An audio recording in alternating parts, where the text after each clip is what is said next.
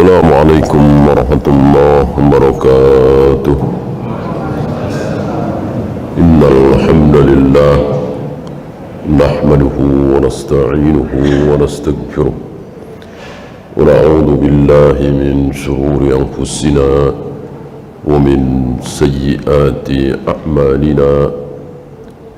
Man yahdihillahu fala mudilla lahu ومن يضلل فلا هادي له.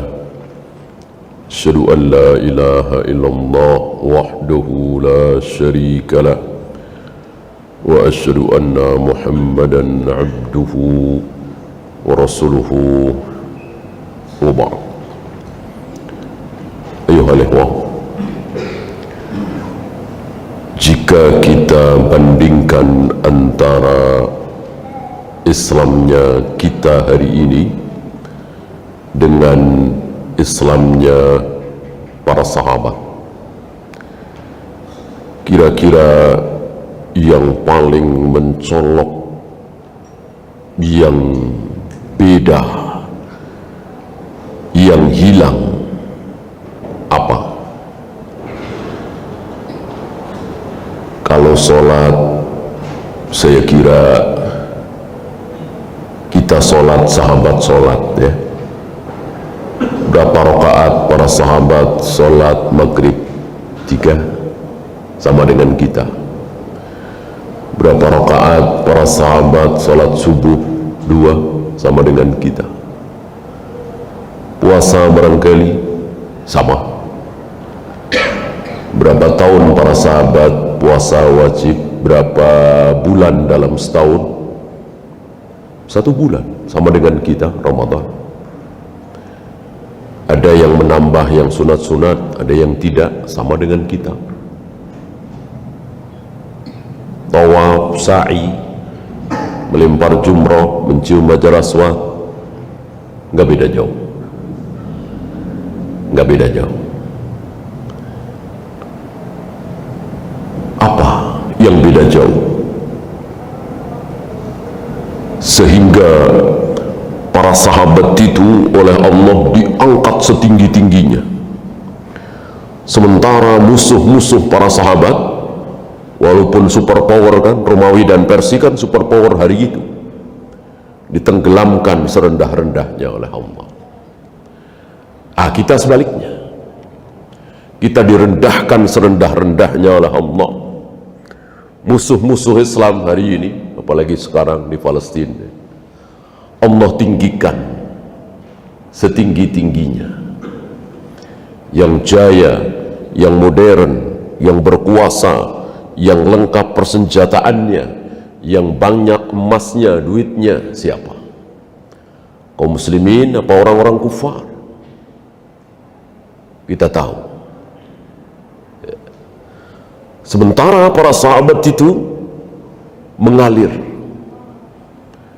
emasnya Romawi dan peraknya Parsi itu mengalir ke Madinah karena mereka ketakutan mau diserang oleh para sahabat. Nah, kalau kita dengan para sahabat itu sama persis atau beda-beda tipis, berarti Allah dolim, ya kan? Orang sama kok. Yang satu diistimewakan oleh Allah, yang satu direndahkan oleh Allah, kan nggak adil. Mustahil Allah tidak adil kan? Mustahil Allah zalim. Di sini kita mengakui ternyata beda jauh antara kita dengan para sahabat. Di mananya? Di mananya? Inilah insya Allah yang akan kita bahas malam ini sedikit ya. Apa? Keyakinan. Keyakinan. Para sahabat itu keyakinannya luar biasa. Seolah seluruh rongga badan mereka penuh dengan keyakinan. Sementara kita jauh, kosong sekali keyakinan kita. Para sahabat luar biasa, yakin sekali.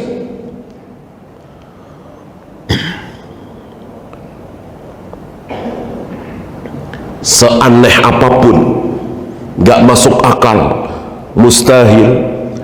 Tapi kalau itu keluar dari mulut Nabi alaihi salatu wassalam, digigit dengan gigi geraham oleh para sahabat. Antum bisa bayangkan, dalam keadaan lemah, dicaci, dimaki, dihujat oleh Abu Jahal, Abu Lahab dan teman-temannya, tiba-tiba Rasulullah mengatakan, tadi malam aku berjalan dari Masjidil Haram ke Masjidil Aqsa, kemudian naik di atas langit ketujuh, Sidratul Muntaha, kemudian kembali lagi ke Masjidil Aqsa, ke Ilya, kemudian kembali ke Makkah. Tidak sampai sepertiga malam. Antum bisa bayangkan, seandainya para sahabat itu mentalnya seperti kita, seandainya para sahabat itu keyakinannya rapuh seperti kita, barangkali 60% sudah murtad, mungkin 90%. Kenapa? Karena berbicara tentang agama, akal, otak, logika, masuk logika apa tidak? Kita hari seolah sedang berbicara tentang ilmu pengetahuan, teknologi, masuk akal apa tidak, masuk akal apa tidak, ya. Kita baru dengar Allah turun ke langit dunia setiap sepertiga malam. Udah mulai diutak-atik. Gimana kalau dengar Nabi dari Masjidil Haram ke Masjidil Aqsa, naik ke langit ketujuh, Sidratul Muntaha, balik lagi, gak sampai sepertiga malam? Gimana coba? Gimana coba? Kita baru dengar Allah menciptakan Adam dengan kedua tangannya. Maksudnya tangan ya. Kita dengar Allah membolak-balikkan hati manusia dengan dua jarinya. Itu maksud dua jarinya? Dibeda jauh dengan para sahabat. Para sahabat kalau Nabi sudah bicara, logika, akal, nurani dibuang jauh kalau bertentangan. Inilah keyakinan yang luar biasa yang ada pada diri sahabat, sementara di kita ini rapuh sekali, kosong sekali, ya. Saya ambil beberapa contoh.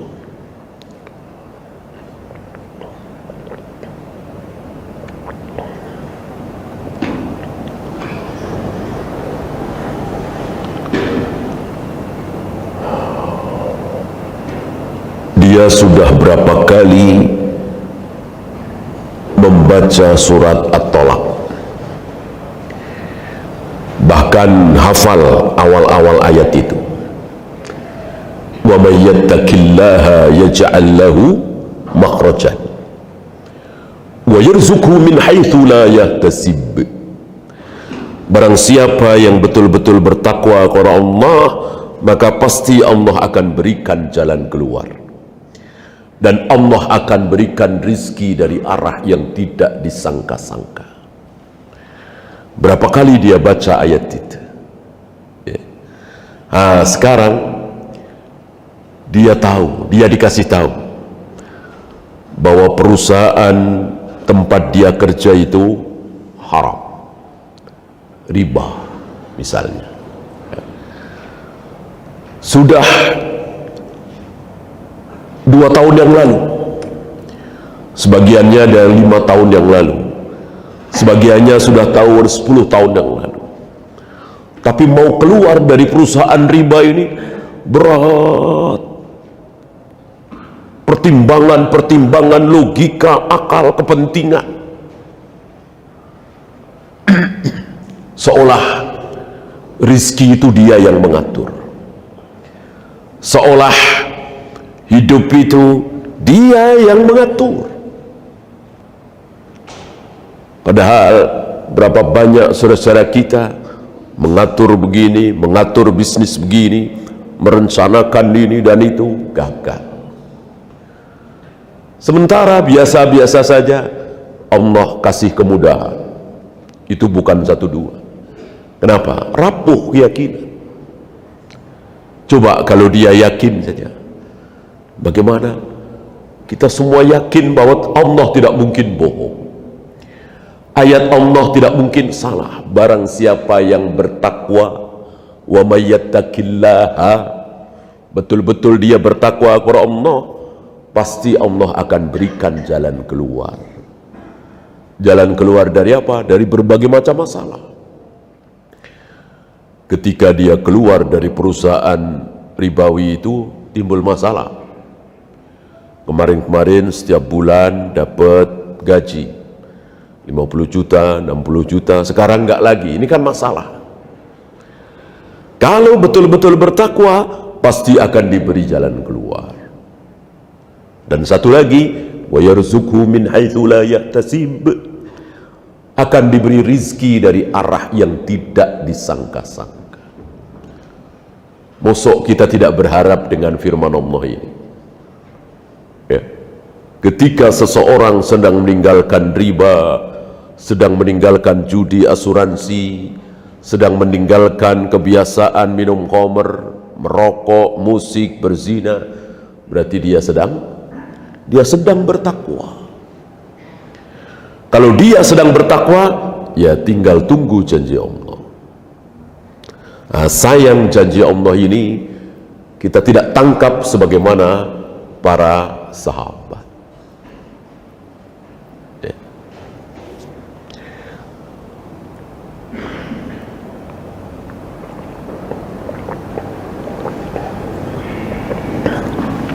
Nabi memberikan contoh. Contoh ini sangat-sangat menarik. Apa misalnya? Azal. Insya Allah antum tahu, secara logika akal, yang namanya azal tidak mungkin istri hamil. Hamil dari mana? Dikeluarkan air mani itu di luar rahim. Hamil dari mana? Ya kan? Ini secara apa? Logika akal. Tapi apa kata Nabi? Ini Nabi mencontohkan, memberikan contoh kepada kita bahwa keyakinan itu jangan sampai rapuh. Mendengar para sahabat banyak yang melakukan azal, tapi azal ini sekali lagi ya, para sahabat melakukan azal itu terhadap budak-budak perempuan, bukan terhadap istri-istri mereka. Adapun terhadap istri-istri mereka, para sahabat berharap punya anak. Umumnya terhadap budak-budak perempuan mereka. Agar apa? Agar budak-budak perempuan itu tidak hamil. Karena mereka tidak suka punya anak dari budak. Mereka pinginnya punya anak dari istri. Gitu. Maka terjadilah azal itu. Nah, apa kata Nabi?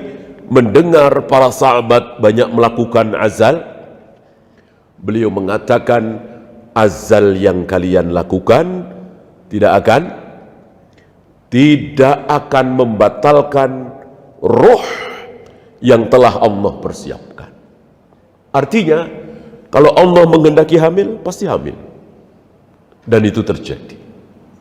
Padahal sekali lagi, secara logika akal nggak mungkin. Kan tidak bertemu antara sperma itu dengan sel telur induk ibunya, ya kan? Kan itu logika. Tapi Nabi tidak mengalahkan keyakinan dengan logika seperti itu. Dan apa yang diucapkan oleh Nabi ini dikeluhkan oleh sebagian ikhwan. Ada sebagian ikhwan cerita kepada saya, meyakini kebenaran sabda Nabi alaihi salatu wassalam. Ya, nah dia menghindari istrinya hamil, terus dia berazal dan ternyata hamil. Shadaqa Rasulullah sallallahu alaihi wasallam. Lihat, Nabi mengajarkan, mencontohkan bagaimana keyakinan itu tidak boleh rapuh. Yang kedua, peristiwa madu.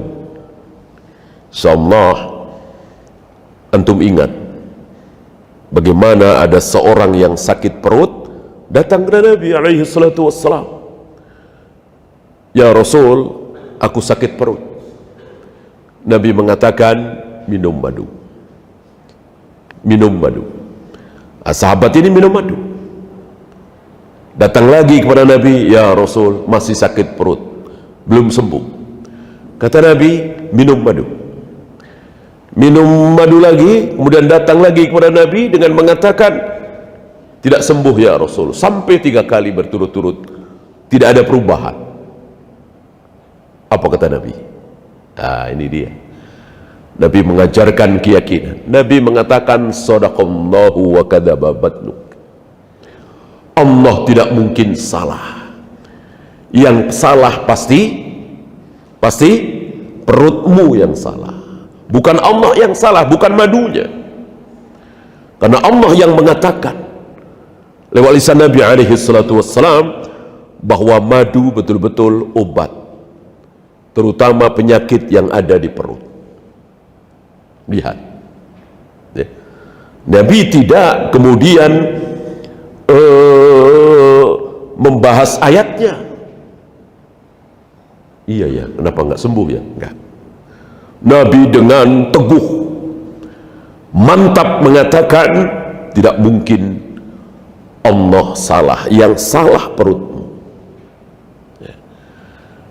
Ini ramai dan menarik para ulama, terutama yang konsen terhadap pengobatan seperti Imam Syafi'i, Ibnu Qayyim dan lain-lain, membahas maksud sabda Nabi ini. Yang intinya mereka mengatakan madu yang dimaksud oleh Nabi adalah madu yang betul-betul keluar dari lebah, tidak dicampur apa-apa, dan lebah tersebut menghisap saripati bunga. Gitu.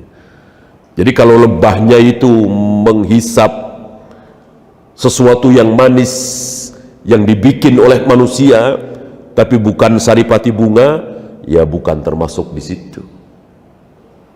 Ya. Yang kedua, dosis. Dosis itu perlu, ukuran itu perlu. Bahkan para dokter itu kuliah bertahun-tahun untuk mengetahui si A ini dosisnya berapa, si B berapa. Tentu kita yang bukan dokter tidak tahu. Ini luar biasa keyakinan Nabi alaihi salatu wassalam, sementara keyakinan kita justru rapuh. Ketika kita berdoa, memohon, meminta tidak dikasih, berdoa, memohon, meminta nggak dikasih, ada suudzon kita terhadap Allah. Tidak seperti para sahabat, yakin seyakin-yakinnya.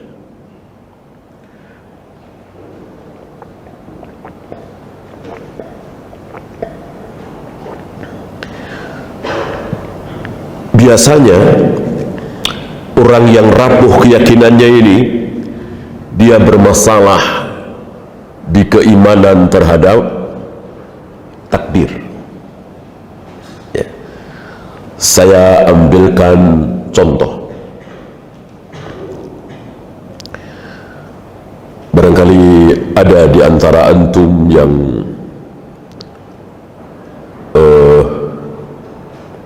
suka ikut tender ya. Biasalah di dunia tender seperti itu ada main belakang ya. Ada 15 perusahaan, 20 perusahaan ikut tender. Antum ikut. Lumayan besar nilainya, 20 miliar misalnya ya. Antum ikut. Ada yang nawarin orang dalam, mungkin kenalan antum gitu ya. Bapak mau tender bapak saya menangkan, tapi berikan ke saya 50 juta. Tentu kecil ya, nilainya 20 miliar, ini cuma 50 juta. Kecil. Dijamin oleh dia, kalau bapak kasih saya 50 juta, saya jamin bapak yang menang, yang lain saya kalahkan.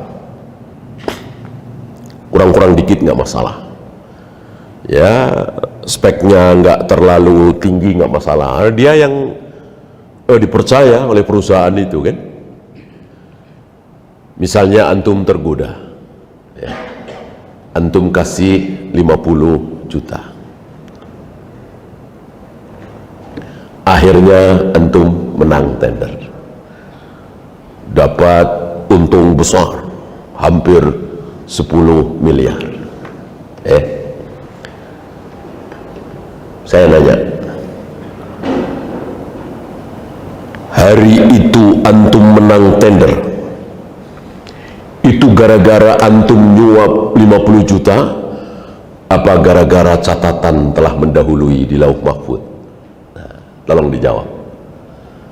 Hari itu antum menang tender, dapat untung hampir 10 miliar, itu gara-gara antum berani nyuap 50 juta, apa gara-gara catatan di lauh mahfud bahwa hari itu antum pasti menang?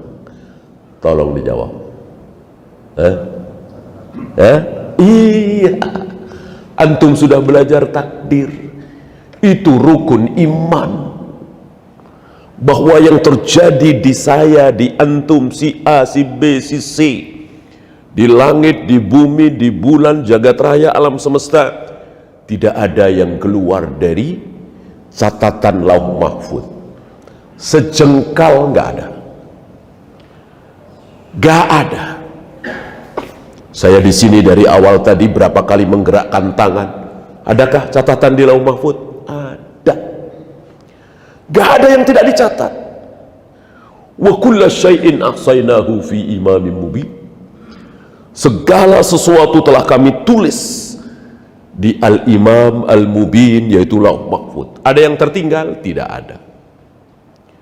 Sampai jatuhnya sehelai daun, antum dekati pohon, antum pegang daun, yang ini kapan jatuh, yang ini kapan jatuh, yang ini kapan jatuh, semua sudah ditulis di lauh mahfud. Kayak apa besarnya, catatan tebalnya kalau istilah kita ya, berapa istilah antum, berapa miliar tera itu ya, catatan itu, semuanya dicatat ya. Dengan demikian, ketika hari itu antum menang tender karena tergoda, sebelumnya antum tergoda menyuap 50 juta ya, mestinya antum senang apa nyesal? Nyesel apa senang? Nyesel. Mestinya antum nyesel. Tahu begini ngapain nyuap 50 juta? Karena nyuap nggak nyuap pasti, nyuap nggak nyuap pasti menang. Emang takdirnya menang kok. Takdirnya menang, nggak mungkin kalah. Emang itu catatan antum di lauh mahfud dulu. Mestinya antum nyesel. Tahu begini ngapain nyuap? Nah, lihat, setan menipu kita, iblis menipu kita. Jadi hari ini kita seolah yakin, ya iya terang orang dia nyuap. Jadi seolah-olah kita yakin gara-gara kita nyuap. Ya jelas saja dia yang menang, di belakang dia siapa kan? Jenderal, ya. Dia kan keponakannya Menteri Dalam Negeri, dia kan itu. Lupa kita dengan pelajaran takdir. Itu sudah ditulis di Lauh Mahfuz. Lupa. Jadi pelajaran takdir kita, pelajaran tauhid kita ingat di majelis-majelis. Begitu sudah di lapangan, sering kita lupa. Ya. Nah, sekarang saya balik.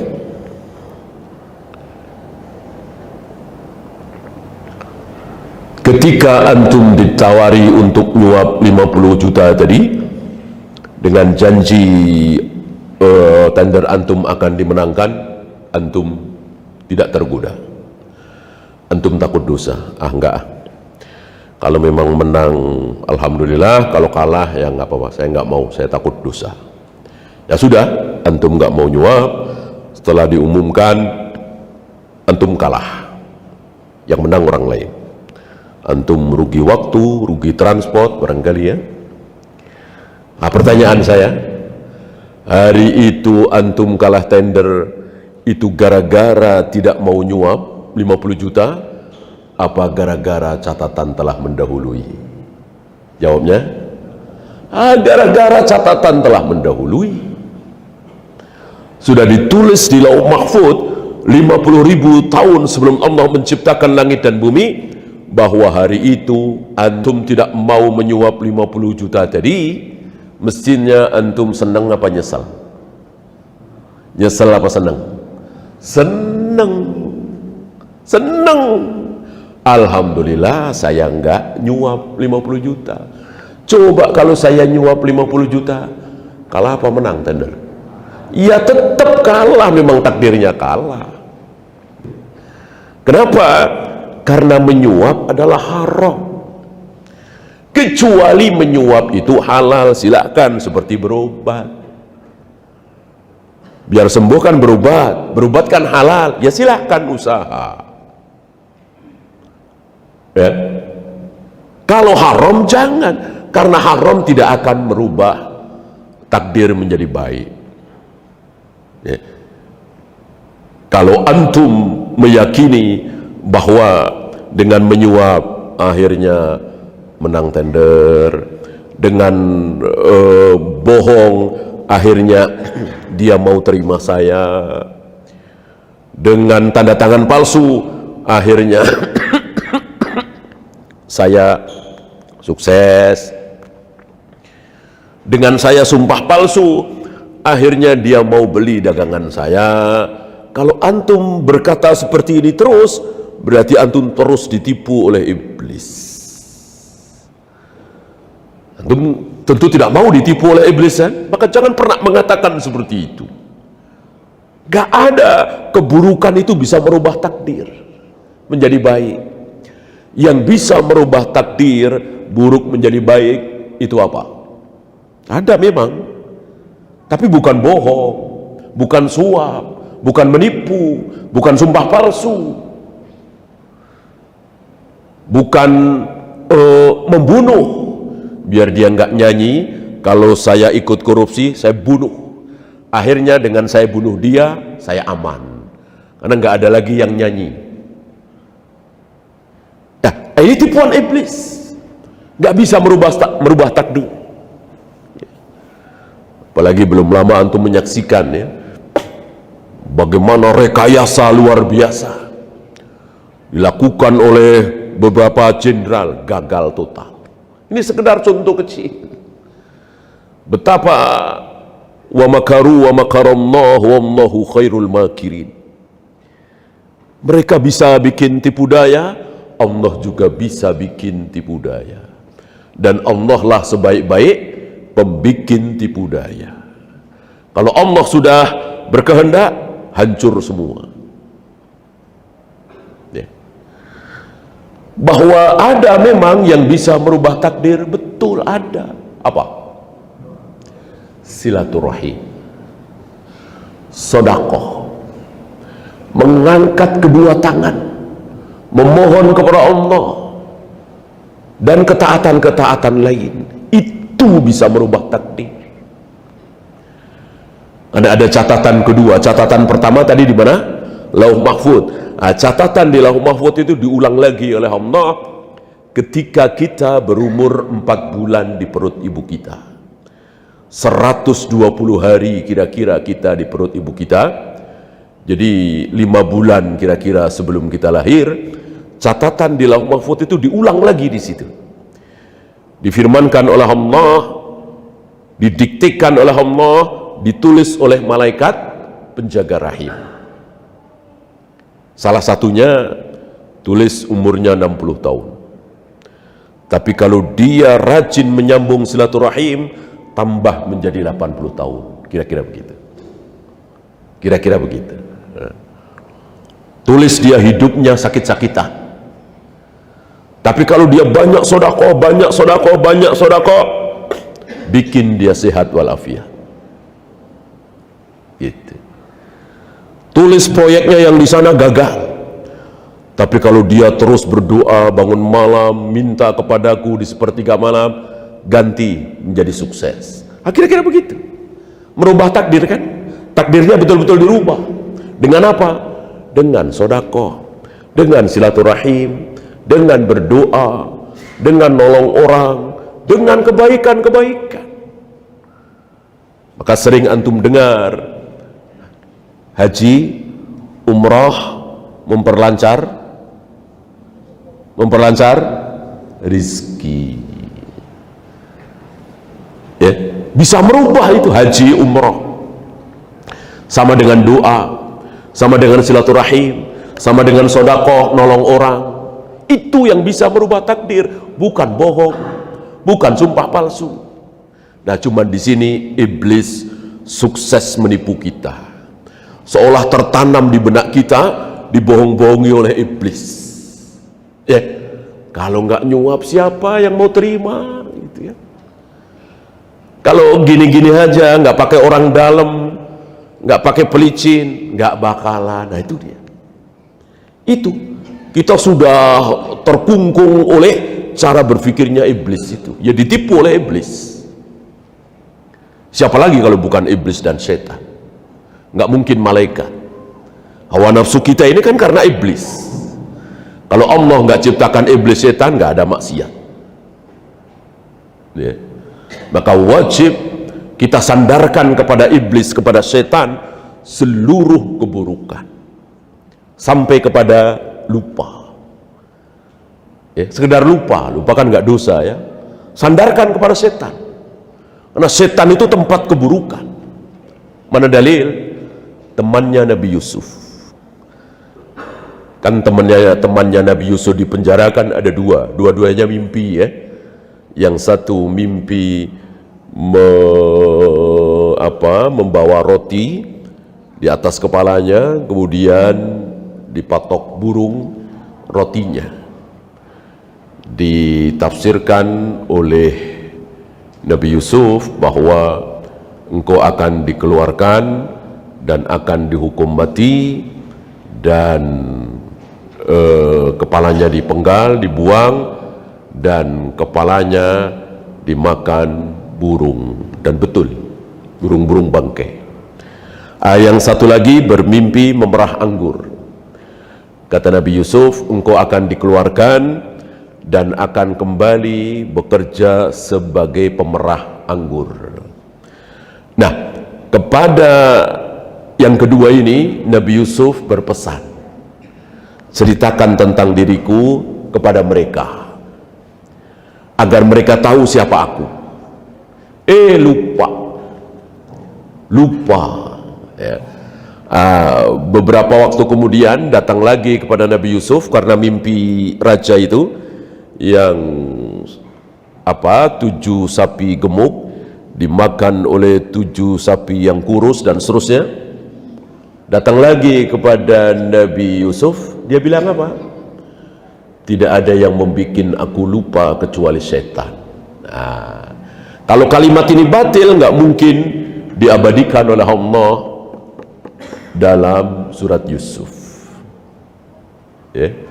Ini pelajaran bagi kita bahwa segala keburukan kita nisbatkan kepada setan, kepada iblis, termasuk ini. Ya. Maka sudah harus kita buang jauh-jauh pikiran-pikiran seperti itu. Ya. Sampai orang-orang awam yang dagang bakso, dagang soto, dagang cilok, kok nggak pakai penglaris, aneh. Mosok dagang nggak pakai apa-apa, bismillah doang, iya bismillah doang, aneh katanya.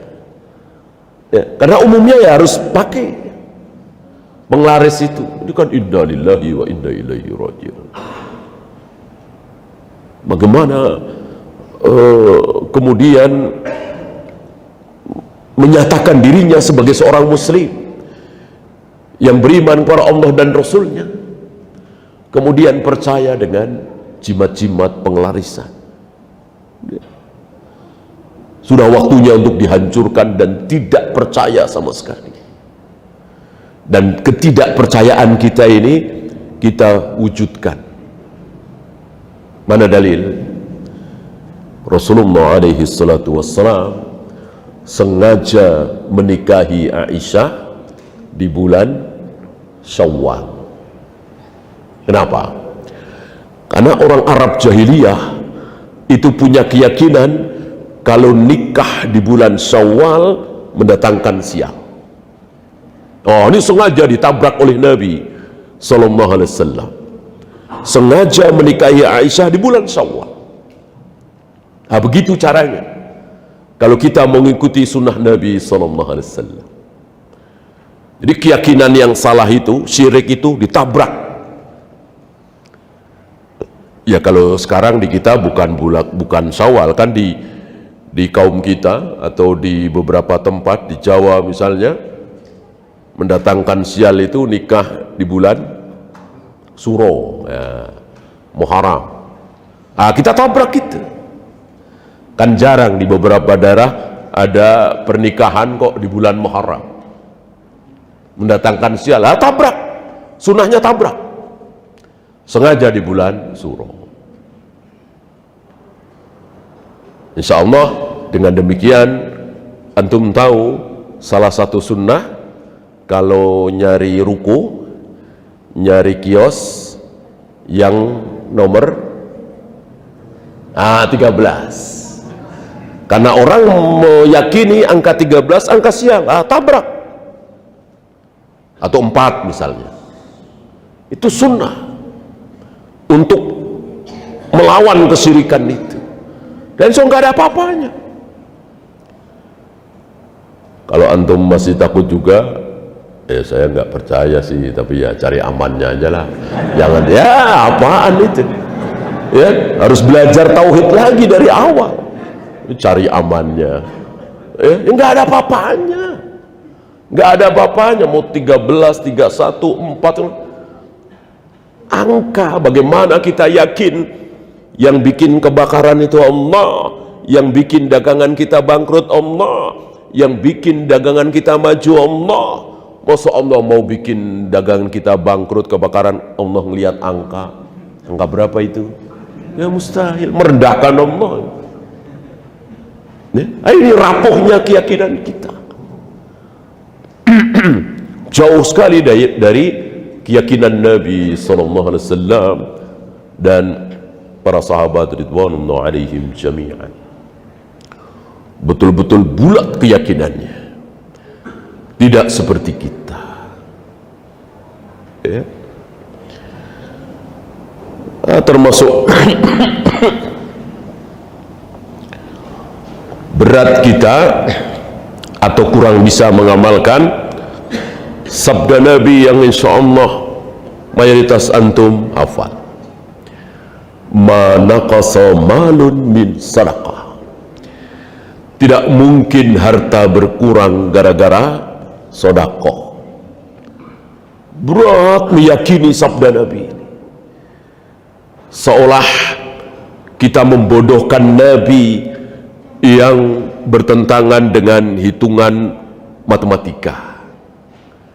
Saya punya uang 1 juta, saya sodakoh 200.000, tentu tinggal 800.000. Itu matematika.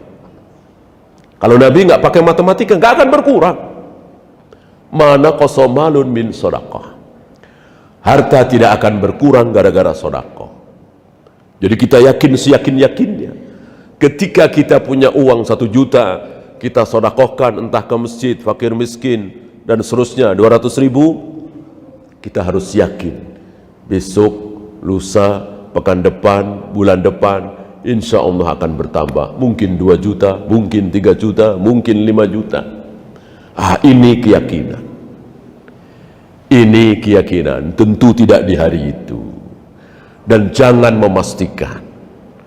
Dan kapan kita mendapatkan kan tidak disebut oleh Allah. Karena dulu ada yang memastikan.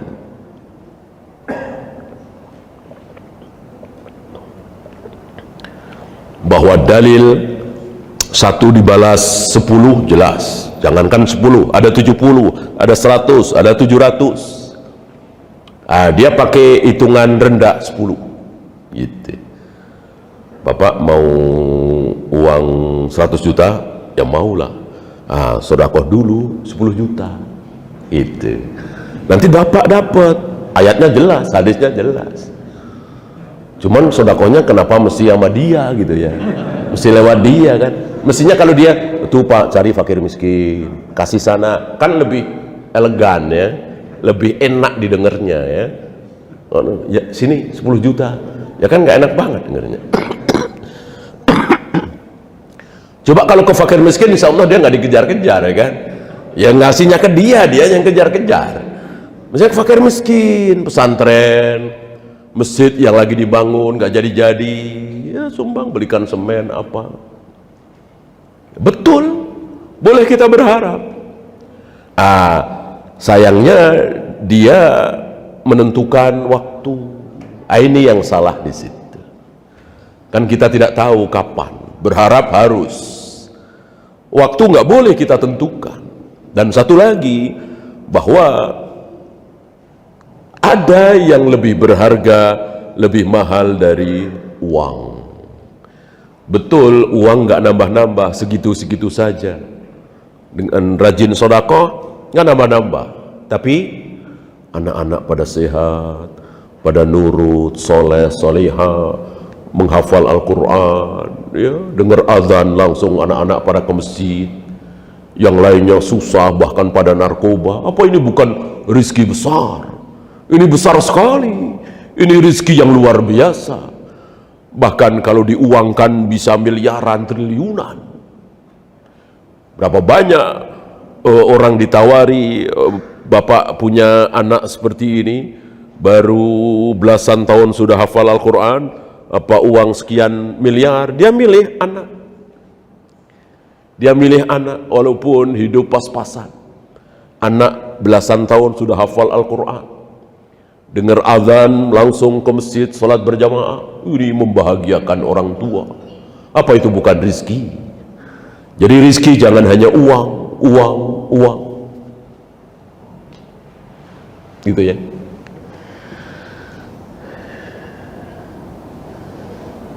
Satu lagi, habis ini insya Allah kita bersoal jawab ya.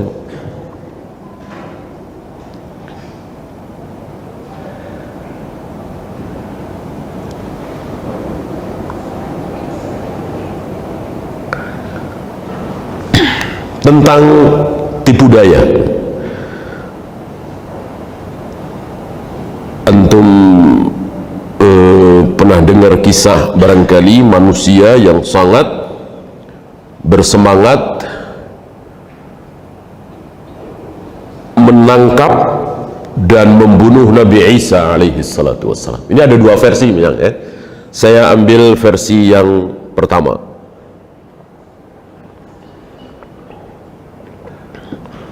Jadi yang disalib itu versi pertama, orang jahat. Versi kedua justru murid kesayangan. Ada 2 versi. Yang aqrab lis-shawab insyaallah versi pertama ya. Jadi orang ini sangat-sangat bersemangat supaya Nabi Isa tertangkap, dibunuh.